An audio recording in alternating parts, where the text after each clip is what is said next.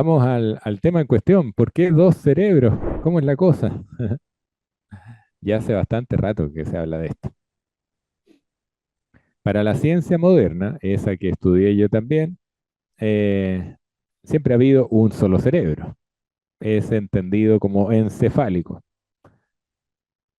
definiendo cerebro como un centro nervioso. Podemos encontrar otros cerebros aparte del encefálico. Hay otros puntos y centros nerviosos muy relevantes para el organismo. Pero resulta que culturas milenarias que hoy día por fin están siendo más atendidas desde este lado del mundo, como es la medicina ayurveda, la medicina de la India, con miles de años, la más antigua se dice, consideran otros centros nerviosos en la fisiología normal del organismo, repito, hace miles de años. Ninguna novedad para hablar de otros cerebros para la ayurveda, a eso me refiero. Actualmente se considera adecuado ya referirse a un segundo cerebro ubicado en el tracto digestivo o tubo digestivo. No es solo una parte de este. ¿Cuál es ese segundo cerebro en cuestión? Implica varias estructuras. Primero, una que vamos a abordar un poquito más en profundidad en las siguientes slides, que es el concepto de microbiota o microbioma. Hago de inmediato hago notar la diferencia. Microbiota se refiere a el universo de microorganismos, bacterias, virus, em, hongos, protozoos y otros que residen en nosotros, podríamos entenderlo así. Eh, Vamos a ver que en mi sentir y desde la medicina consciente somos nosotros, no son aparte nuestra. Y el concepto de microbioma es que cada uno de estos microorganismos tiene su propio ADN o material genético. El conjunto de ese material genético se le llama microbioma, ¿sí? Microbiota, los microorganismos, microbioma, su material genético. Muy relevante porque a lo que iremos más adelante, no me quiero adelantar. Este está dispuesto en todo el tubo digestivo, no solo en el intestino, como hoy día más es conocido o se ha estudiado más. Reitero, recordado desde Occidente, algo que para Oriente y muchas culturas es milenario. Por ejemplo, en el intestino yace un centro nervioso de más de 600 millones de neuronas, solo por dar un ejemplo. Este cerebro intestinal lo constituye un complejo neuroendocrino. Siempre el sistema nervioso para ejecutar sus acciones va asociado a glándulas. Ahí el apellido endocrino.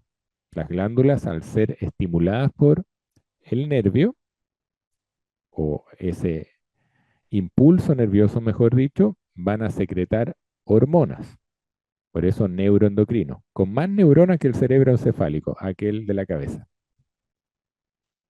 Y ahí había un diagrama interesante, cómo ese cerebro encefálico no solo nutre y estimula al sistema digestivo, al tubo digestivo, por ejemplo, ahí está graficado el estómago y los intestinos, delgado y grueso, también lo hace la médula espinal desde un sistema nervioso ya periférico y encontramos en el espesor de la mucosa, por ejemplo, del intestino, un plexo submucoso, un plexo mientérico. Plexo es conjunto neuronal, o sea, un cerebro, centro nervioso o conjunto neuronal. Existen, fíjense, más de 20 neurotransmisores importantes que se originan en el intestino y que son influenciados por el microbioma. Ahí se refieren al material genético, algo que puede afectar a nuestro estado emocional y mental. El que más se ha estudiado de hoy día suena es la serotonina. Vamos a hablar de ella. Pero ¿cuál es el conducto, el puente que existe entre el cerebro encefálico y este segundo cerebro o intestinal? Ya sabemos de todo el tracto digestivo. Es el nervio vago. que de vago no tiene nada. No es pasivo, flojo, como decimos por acá, sinónimo de vago. Es el gran capitán del inconsciente, del sistema parasimpático, ese que se nos ha olvidado desarrollar o valorar en Occidente por la vorágine de vida más bien simpático en términos de estrés. El conducto, o sea, el sistema nervioso periférico se divide en neurovegetativo o no voluntariamente asequible a él, se divide en simpático y parasimpático. El simpático en forma simple es el que nos activa y por ende estresa. Normalmente nos hiperestresa cuando nos quedamos pegados en algo y en cambio el parasimpático, digo, es el que nos aquieta, nos relaja, nos permite dormir, em, defecar, hacer el amor, situaciones que no pueden hacerse en estrés, tan importantes como la actividad del cerebro, memorizando o trabajando. Este nervio vago lleva las señales de forma bidireccional, desde el intestino al cerebro. Juega un papel muy importante en la conexión en el eje cerebro-intestino. Influye entonces en neurotransmisores, el nivel de estrés o ansiedad, en el comportamiento. Influye también el cerebro, a su vez el cerebro encefálico en el intestino, en su motilidad, en la secreción de moco, por ejemplo, uso de nutrientes, la absorción de nutrientes o su aprovechamiento, el balance microbiano. Decía que la serotonina, o en estricto rigor la 5-hidroxitriptamina, 5-HT es conocida, es sintetizada, fíjense, en un 95% del total que se encuentra en el organismo y acumulada en las células enterocromafines intestinales. Se produce la serotonina, el mismo neurotransmisor u hormona que se pretende mantener en altas concentraciones con la mayoría de los o más conocidos de los fármacos antidepresivos, por nombrar algunos, sertralina, fluoxetina, venlafaxina, vortioxetina, hoy día más conocidos, o más recientemente usados, se busca mantener en alto la serotonina.